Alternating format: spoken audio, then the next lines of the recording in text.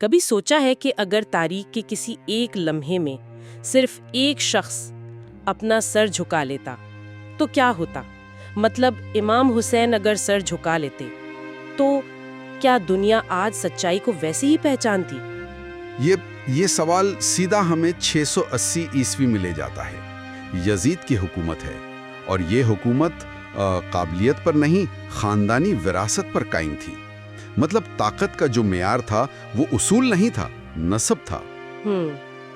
اور اس دور میں جب زیادہ تر لوگ یا تو خاموش تھے یا نئے حکمران کی ہاں میں ہاں ملا رہے تھے، تب ایک آواز تھی جو انکار کر رہی تھی، اور وہ آواز تھی پیغمبر اسلام صلی اللہ علیہ وسلم کے نواسے حسین ابن علی کی۔ بالکل، یزید کا مطالبہ بہت واضح تھا، بیعت کرو، میری حکومت کو تسلیم کرو عوامی طور پر۔ اور امام حسین کا انکار وہ کوئی جنگ یا اقتدار کی خواہش نہیں تھی، یہ تو سیدھا سادہ حق اور باطل کا معاملہ تھا کہ اس پر سمجھوتا نہیں ہو سکتا۔ یہ بات واقعی بہت گہری ہے۔ اگر وہ اس وقت مان جاتے، ہاں کہہ دیتے، تو کیا آنے والی نسلیں وہ صحیح اور غلط کے بیچ کی لکیر کو دیکھ پاتی؟ شاید نہیں۔ ان پر پریشر بہت زیادہ تھا۔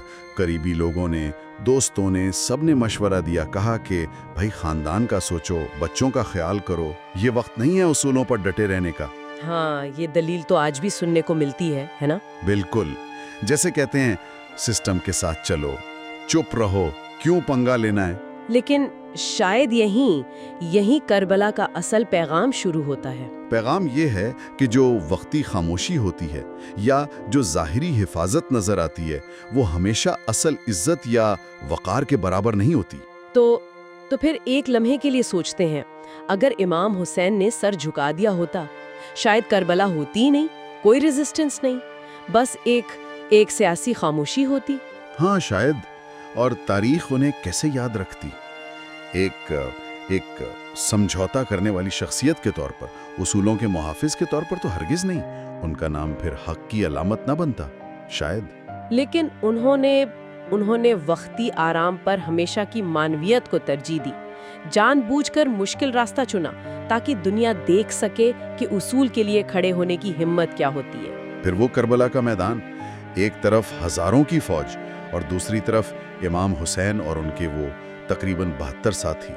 اس منظر میں وہ 6 مہینے کا بچہ بھی ہے، علی اصغر، جو پیاس سے نڈھال ہیں۔ امام سب جانتے تھے کہ انجام کیا ہوگا۔ اتنا زیادہ پریشر اور اتنا واضح خطرہ، پھر بھی وہ کیا چیز تھی جس نے انہیں اور ان کے ساتھیوں کو اتنا مضبوط رکھا؟ شاید یہ احساس کہ جس لمحے آپ ناانصافی کے سامنے جھکتے ہیں، آپ دراصل اپنی اگلی نسل کو بھی جھکنا سکھا رہے ہوتے ہیں۔ امام حسین کا مقصد وہ جنگ جیتنا تھا ہی نہیں، ان کا مقصد تھا تاریخ پر ایک نشان چھوڑنا، ایک ایسی لکیر کھینچنا جو ہر دور کے انسان کو یاد دلائے کہ یہاں کوئی تھا جو کبھی نہیں جھکا۔